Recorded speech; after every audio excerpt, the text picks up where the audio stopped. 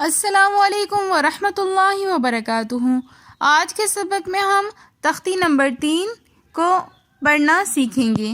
آئیے اپنے سبق کا آغاز کرتے ہیں تعوذ اور تسمیہ کی تلاوت سے۔ اعوذ باللہ من الشیطان الرجیم، بسم اللہ الرحمن الرحیم۔ تختی نمبر 3، حروف مقطعات۔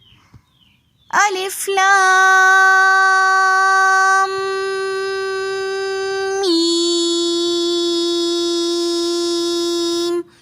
لام کو کھینچنے کے بعد ہم نے دونوں ہونٹوں کو ملا کر میم مشدد کا غنہ کرنا ہے، اور اس کے بعد پھر ہم نے میم کی مقدار کو مکمل طور پہ ادا کرنا ہے۔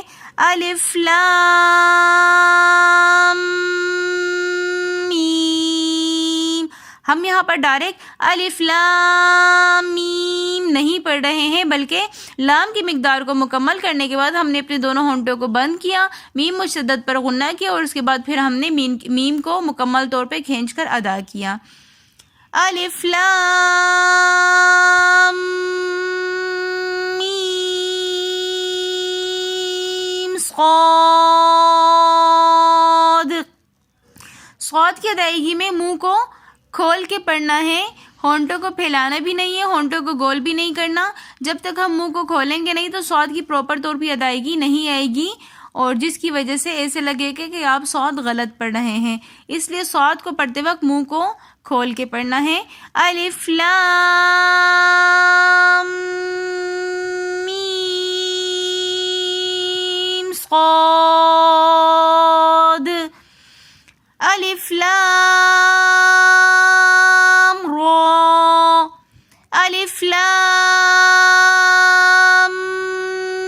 میم را۔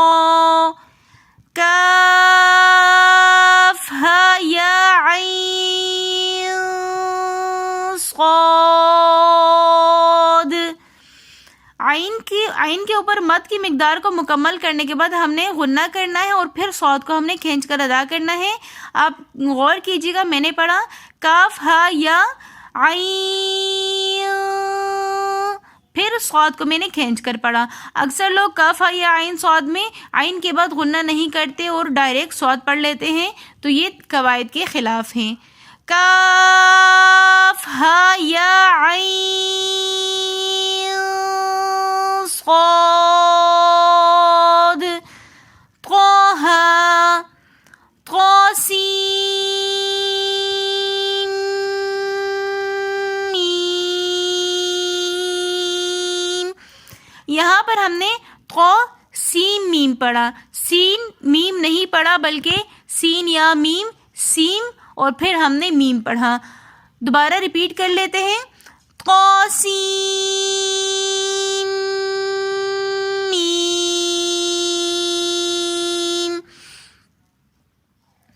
طاسین، یاسین، صاد، حامیم، حامیم،